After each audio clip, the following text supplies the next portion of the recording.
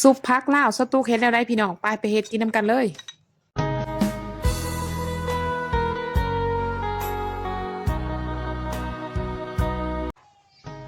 มาพี่น้องมาเฮ็ดซุปผักนี่แหละจ้ะพี่น้องเฮ็ดซุปผักกินข้าวนำกันเด้อพี่น้องเด้อสตูหาก็ขึ้นมาแต่เวียกแล้วเวียกขัวเวียกสวนขึ้นมาก็หิวข้าวแห้งพี่น้องหน้ามืดตาลายหายังกินก็บ่มีสตูก็สิซุปผักนี่แหละกินพี่น้องได้ผักมาประมาณ2-3 กำมื้อสตูก็สิมาซุปพี่น้องย้ำเด้อว่าซุปนี่บ่ทันได้สมบูรณ์แบบเด้อพี่น้องซุปตามมีตามเกิดซุปแบบแก้ไขซื่อๆเด้อพี่น้องขนาดผักก็ยังบ่ครบผักนี่ก็ได้แต่ผักโฮมกับผักกาดหน่อยปนกันซื่อๆเบิดเท่านั้นพี่น้องเอ้ยซุปแบบแก้ไขย้อนว่าหิวข้าวซื่อๆเด้อพี่น้องเด้อคันว่าให้ตั้งใจซุปแบ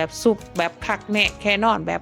ครบถ้วนของเพิ่นนี่โอ้ยพี่น้องเอ้ยผักนี่มีหลายสิ่งหลายอย่างก่อนนี้เด้อพี่น้องซุปแบบแก้ไขเครื่องปอกเครื่องปรุงอีสักก็บ่ครบดอกแต่สตุกสิซุปแบบแก้ไขพาพี่น้องมาเฮ็ดซุปผักกินน้ำกันพี่น้อง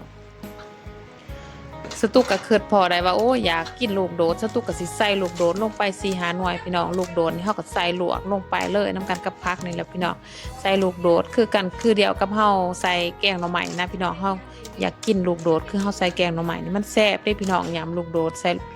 ส่ซุปผักนี่ก็แซ่บคือกันพี่น้องเวลาเฮาลวกผักซุปนี่ต้องให้น้ำฟดๆเด้อพี่น้องเด้อจังเอาผักลงไปมันจะเฮ็ดให้ผักเฮาเคี้ยวทุมเคี้ยวงามดีมันผักบ่เหลืองคันน้ำบ่ฟดนี่เอาผักลงไปผักนี่ก็เหลืองเด้อพี่น้อง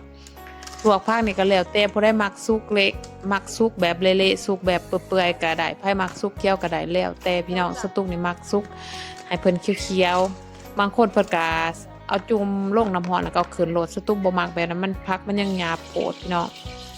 หลังจากเราลวกผักแล้วสตุกก็สิมาตำขิงตำกระเทียมใส่พี่น้องที่จริงต้องใส่ผักบัวมกน้ำเด้อพี่น้องเด้อคือสตุกว่าแล้วมันบ่มีอีสังสุกแบบขาดๆเคินๆพี่น้องก็ได้แต่ขิงกับกระเทียมนี่แหละตำใส่พี่น้องหลังจากตำแล้วก็สตุกก็สิเอาผักที่สตุกลวกแล้วนั้นลงไปพี่น้องเอาผักลวกนั้นลงไปลูกโดนนั่นก็เอาลงไปพี่น้องลงน้ำกันหมดเลยหลังจากนั้นแล้วก็สตุกก็สิเอาขิงเอากระเทียมที่สตุกตำไว้นั้นลงไปพี่น้องใส่ขิงใส่กระเทียมตำลงไป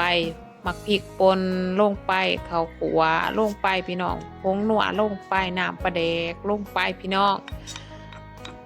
แล้วก็เฮาก็หยวกเราได้พี่น้องสตุกเฮ็ดแบบง่ายๆพี่น้องที่จริงโอ้เครื่องซุปผักลาวนี่โอ้มันใส่หลายอย่างกว่านี้อีกแห้งมันแซ่บมันนัวกว่านี้อีกพี่น้องแต่สตุกมีแต่ซ้ำนี่พี่น้องย้ำเด้อว่าซุปแบบขาดๆเคินๆพี่น้องหลังจากนั้นแล้วก็หยวกพี่น้อง